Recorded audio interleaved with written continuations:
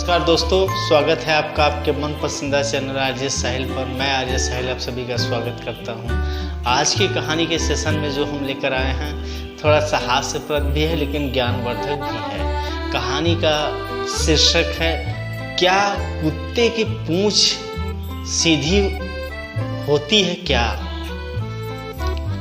कहानी की शुरुआत होती है राजा कृष्णदेव के राज से। वहाँ एक दिन ऐसे ही बातों बातों में बात उठ गई कि क्या कुत्ते की पूंछ, जिसको दुम कहते हैं, कुत्ते की दुम सीधी कोई कर सकता है। और इस बात को लेकर के उनके राज्य में जितने मंत्री बैठे हुए थे राज्यसभा में, सब में आपस में एक तरह से कहा जाए डिस्कस शुरू हो गया।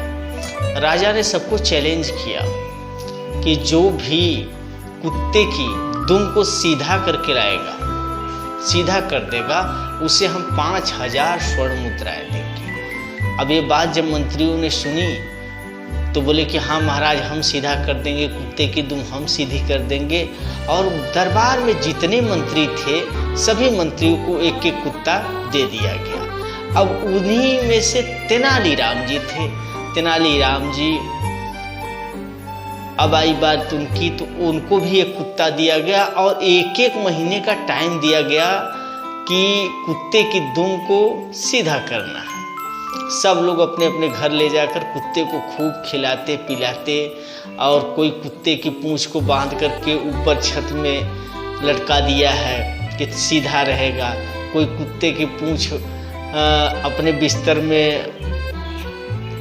अगर चारपाई है, चारपाई पर सोया है तो चारपाई में बांध करके खूंटे में दूर पर बांध दिए हैं। कोई कुत्ते की पूंछ उसकी दुम में वजन लटका दिया है, बांध करके लटका दिया है कि जब तक सीधा है सीधा, जब छोड़ते टेढ़ी हो जाती। और खिलाते पिलाते, खूब खिलाते पिलाते थे। धीरे धीरे इस तरह से करते रहे। सब लोग तरह तरह से अपना आइडिया लगाते रहे। और जब एक महीना बीता, दरबार में ले जाने की बारी आई। सभी लोग अपने अपने कुत्ते को लेकर के गए। और जब कुत्ते को लेकर गए तो सभी के कुत्ते खूब हिष्ट पुष्ट हो गए थे और दुम और भी टेढ़ी हो गई थी, जो कुत्ते की पूंछ कहते हैं। और जब राजा देखे तो बोले अरे कोई नहीं कर पाया। वो सब मंत्री बोले कि महाराज हमने बड़ा प्रयास किया लेकिन हो नहीं पाया। तो अब बारी आती है तेनालीराम की। तेनालीराम अभी तक पहुँचे नहीं थे दरबार में, और तेनालीराम का सब इंतजार कर रहे थे।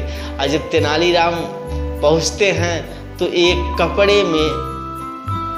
कपड़े में कुछ लपेट करके इस तरह से अपने कांख में बगल में दबा करके लेकर जाते हैं।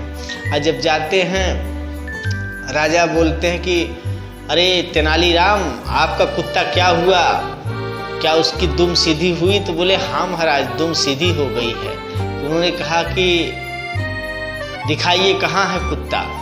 जब वो कपड़ा लपेटे जो रहते हैं उसको खोलते हैं और कुत्ते को नीचे जो है कि सुला देते हैं, और पूंछ उसका एकदम सीधा हो गया रहता है। बोले अरे मैंने तुम्हें कुत्ते को मारने के लिए दिया था कि दुम इसका सीधा करने के लिए दिया गया? कहा नहीं महाराज, महाराज महाराज, ये मरा नहीं है, बस इसका दुम सीधा हमने किया है। कहा वो तुमने कैसे किया? कहा कि आपको मैं अभी दिखाता हूँ। देखिए कुछ लाइए इसके सामने खाने के लिए, तो पीने के लिए। तो उसको एक थाली में दूध ला करके रखते हैं तो पीता है। और जब पीने लगता है तो थोड़ी जब ताकत आती है तो धीरे धीरे दुम सीधा टेढ़ा होने लगता है। तो पूछे कि बताओ इसकी दुम आपने सीधी कैसे कर दिया? तो बोले कि महाराज ये कुत्ते हैं, ये कुत्ते हैं, जब जितना खाएंगे इनकी दुम उतनी अकड़ होती है। थोड़ा सा जब खाना हमने कम कर दिया, इसका खाना इतना दिया इसको कि बस ये जी सके। और जब आदमी में जैसे शरीर में जब खाना नहीं जाता, एनर्जी नहीं जाती, तो व्यक्ति कमज़ोर हो जाता है। उसी तरह से इस कुत्ते को भी मैंने खाना बड़ा ही कम दिया। धीरे धीरे जब ये कमज़ोर हो गया तो अपने आप इसकी पूंछ, जो इसको दुम कहते हैं, वो ढीली हो गई। तो बस दोस्तों, कहानी का सारांश इतना ही है कि कभी कभी ऐसे भी रास्ते अपनाने पड़ते हैं। कुत्ते की दुम सीधी होती है, दिमाग चाहिए तेनालीराम की तरह। इस तरह से बहुत से आइडियाज़ हैं।